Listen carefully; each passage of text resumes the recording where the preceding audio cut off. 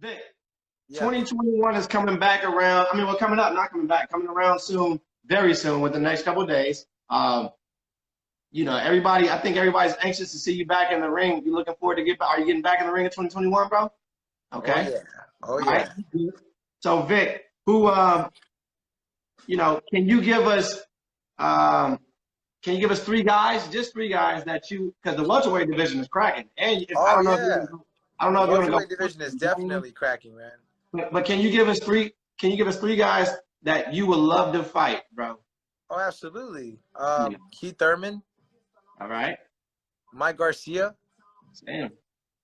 and obviously one of the greats right now, man, Errol Spence. Okay, Earl, I got you, bro. Hey, why not? That's right. That's right. We have a very similar style, so it'll be a war, man. And you know what? He's a great guy, man. So Facts. you know. Facts. That's good stuff, man. All right, I like that, Vic. So then, what about? Can you give us three of the toughest? I mean, not sorry, three guys that you would have loved to fight before our time. That's not active. Any generation, any weight class too. Vic. Oh man, probably Arturo Gatti. Arturo Gatti would have been one for sure, man.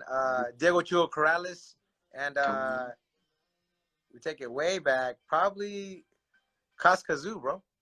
Kazuda. Okay. That's good, man. That's good. That's a Oh, good and just for extra, I would have Chavez Senior. That would have been sick. Chavez Senior would have been real dope, right? That's a good one. Yeah. So then, look, one more question from the good people in here. It says, this is Junior 212 NYBX. So that must mean New York Bronx. Okay. Victor, will you be at the fight of Logan Paul and Mayweather? Will you be there, bro? You know, I'm in training camp myself right now, man. I'm not sure. My situation is, I have love for Floyd and I have love for Logan. They're gonna may the best man win. So at the end of the day, I'll stay on the sidelines, man. But I'll just stay in camp, training camp, working away, working at my craft, man. So if that answers anything, but I'll be watching. That answers a lot, bro. Well said. I like that. So then, Vic, let's go with your top 5 boxers of all time, my brother. Of all time, man. No order. No order. I had my favorite of all time was Sugar Shane Mosley, Fernando Vargas, Tito Trinidad, Sugar Ray Leonard, and actually Floyd Mayweather. That's a great top 5, bro. Can't go against that one. That's great, bro. I like that. It's a little different. Yeah. So then, now, what's your favorite genre of music, bro? Well, if you guys can hear a little bit, I got Drake in the background, man. I love my Drake. But no, favorite genre. If you had to pick one genre, like R&B, mariachi. It's just between there's my days. I love my R&B. I wake up to R&B. Like, I'm not even gonna lie. I sit here. I wake up sometimes to. I literally put my alarm to take a shot for me. So a lot of R&B, like just slow stuff. I wake up and then I'm like, all right. By the time I'm hitting like mile 4 and 5, I'm like, hey, the beast is here. So you got stuff like Diced Pineapples by Rick Ross and Drake, and I don't know. I just depends, bro. Really, because I do have my days though where you this nerdy dude right here. I'll go put on some Beethoven and stuff. Just the piano. I just like the symphonies. It's weird. It's weird.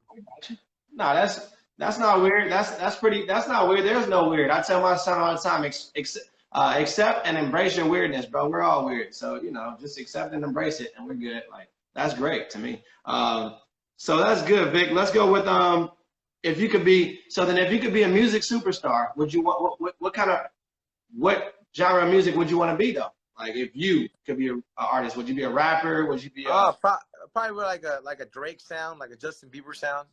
Okay. Ironic because they're both from Canada, but that's not why. It's just the style that they carry, and a little Post Malone too. He's legit. I love Post Malone. Yeah, he's doing his thing. Yeah, that's the style I go for. I like it, Vic. So now let's get to some more fun stuff. You've lived a heck of a life, bro. Yeah, I'll say it. You lived a hell of a life, bro.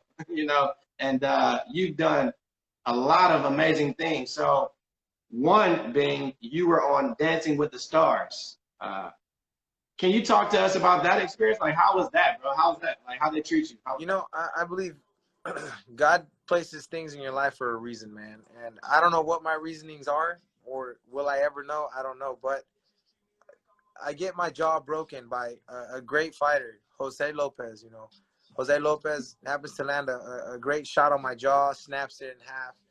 I have to stop the fight in the 9th round. I can't take the pain. So Vic. Before we go further, I want to touch on that fight. Shout out to Vic, shout out to Jose Lopez, but shout out to you, bro, because this is one thing too. You get a lot of flack, I think, from people think you quit, blah blah blah. See, this is the thing, people. If you're not in that ring, just shut up sometimes. Just shut up, because they're really putting their lives on the line, you know. So my brother right here, his jaw was really broken. You guys try to fight with a broken jaw. He fought, like I would say, about at least three or four rounds, right? Yeah, 5 rounds with a broken jaw. So just major salute to you, Victor Ortiz, for even continuing that long, bro. You know, so thank now you. I try to stop it the moment it was broke, man. I came back in the 4th round. I sit down and how's his power? I was like, my jaw's broken. Stop the fight. They said, there's nothing wrong with you. What are you talking about? I said, my jaw's broken. Stop the fight. They're like, no, you're good. Okay, you gotta keep pressure. I said, stop the damn fight. My jaw's broken. Seconds out. Mouthpiece in. Oh, damn. So now I have to put my hand under to close my mouth. All right. So I go for the next 5 rounds like that, and you know what? Kudos to Jose, man. He got me, but broke my jaw. I couldn't take the pain in the 9th round. They wouldn't stop the fight in the corner, and I stopped it myself in the middle of the ring. I don't regret that decision, because when I got to the hospital, my jaw was 2 millimeters away from my jugular vein, and also I had a blood clot in my lung and a blood clot on my leg. So I was very fortunate and very blessed that God had his angels beside me, and we pulled off living for the next day, you know. Wait, Vic. So I never knew that a blood clot in your leg, bro. Like, so I had a blood clot, one blood clot in my lung and one in my leg. Wow, man, I hate blood clots, bro. I lost one of my favorite cousins in the world to a blood clot, you know, and it turned into death, you know. So that people don't know that you were fighting a lot of stuff, man. So, but back on a positive note, bro. Let's go with so how was the set briefly on how's the set on Dance with the Stars? Well, thanks to Jose, man. He launched me to a different career, you know, for a time, you know. So my jaw was completely, you know, I had 12 screws. I was wired shut and 2 metal plates back here. So hardware everywhere. Somehow Sylvester Stallone's wife really loves and enjoys Dancing with the Stars. Nice. My agency, Gersh, got me on there. And they did it as a favor just because they liked me as a friend. They weren't even with me. They're just, they think I can make you here, this and that. Mario Lopez was like, "Big, you should dance with the stars." I was like, "You're crazy. I don't know how to dance, bro." But then I took him up on it because, you know, I can't work for 2 years. So next thing you know, we're doing Dancing with the Stars, and Sylvester Stallone's wife called him and says, "You need to watch this kid. He's a left-hand. He's southpaw like you, blah, blah, blah." Next thing you know, he checked me out, and then that launched off my acting career, man. So dancing for 7 weeks, and then meeting Sylvester Stallone through Gersh, who at the time were my friends only, and then they became my agency. And I didn't realize who they were. They're some big hitters, man, in the world. I had no idea. But yeah. I was aligned just right by the graces of God, man. And next thing you know, I'm up there doing movies. Would you be interested in doing a movie? I'm like, dude, I'm not a movie star, bro. Look at me. I get punched for a living. They're like, Vic, would you be up for doing a movie? I'm like, I have metal wires in my mouth. I have screws. So I'm literally screwed right now. And I have metal plates. I was like, what are you going to do with this face to act? And they're like, so you don't want to act? I was like, no, I do it. I rise to the occasion, but I'm just not an actor. So next thing you know, do you memorize things pretty easy? I was like, yeah, I do. So boom, next thing you know, I get a movie and it's Expendables 3. And I'm like, whoa. I thought they were joking.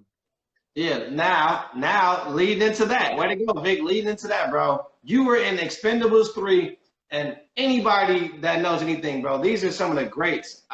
You were in a movie with Sylvester Stallone. Am I tripping? Arnold Schwarzenegger, the governor, right? Arnold Schwarzenegger. Yes, sir. Terry Crews, Wesley Snipes, bro. All right, this Wesley Snipes is different for us black folks, just in case you didn't know. He ran the 90s, okay? So Wesley Snipes, Jet Li, you know, just all the greats. How was that Antonio experience? Banderas, you got Antonio Banderas, Jason Antonio Statham, Banderas? Randy Couture, man, Come on. Ronda Rousey, Ronda Kevin Rousey? Lutz, man, dude, that How list, was that? Glenn How Powell, was that? How was dude, that? Look, hey Vic, how was that? And who was like? I mean, you know, I'm sure all of them were cool, but who was the cool? Who were you the coolest with? Almost like one of the coolest on that. dude, between Jason Statham, Wesley Snipes, and Antonio Banderas, those are my three go-tos, bro. That's sweet. Now, when it was the older guys, it was Kelsey Grammer. He lectured me a lot, and it wasn't Kelsey, Harrison Ford. So those guys sat there and they talked to me about movies and, hey kid, so what exactly did you do for a living? And I go, I box, bro. What the hell do you mean? I'm like, well, like I box, like world champion boxing and stuff. He goes, oh shit. Well, I'll tell you one thing. This is Han Solo telling me, like, this movie shit is bullshit. Just don't get caught up. I was like, oh, all right. Yes, sir. Noted. Now, Man, I don't really know what that means still, but it's got to mean something. I mean, that's a legend, you know? you know, he was dropping jewels, bro. He said, don't get caught up in this, you know, facade, bro. That's what he said. And you know, and that's the problem. I allowed myself to get caught up in some ugly facade of this ugliness that wasn't me, which is why I had to take that detour for a few years, man. And you know what? Again, by the graces of God, man, I'm good now. I got all that out of my system. I enjoyed Hollywood for that time being, but hey, I'm here to be the greatest of all time, pound for pound. Big facts. Big facts. I like that, Vic. Vic, I gotta ask you because I've been seeing this in here quite a bit from our good people. They would like to know: would you want to get in the ring? Would you want to fight Adrien Broner? That's one. And then also, do you think one day we might get like because these? And I'm gonna say that this from me too. These are like our Tommy. For me, this is like my Hearns, Sugar Ray Leonard, you know, Hagler, all those. You and Berto, would you do a trilogy? You know? Oh yeah, there's definitely a trilogy, man. I love you, Berto, but there's a trilogy. So you do. And there's definitely a trilogy. You know, I respect Andre so much. He had his baby girl, I believe, not too long ago, and I sent him a text, hey, congratulations, brother, she's beautiful, man. And then no, absolutely, bro. There's definitely a trilogy. I also want, you know, I personally would like a fight with Maidana, just because, you know, he got me, but I'm not convinced there. 1, 2, and Adrien Broner, I would love Adrien Broner. I mean, I put Maidana on the canvas 3-4 times. I didn't see Broner do that once, but then again, I may have been sleeping or something. I don't know.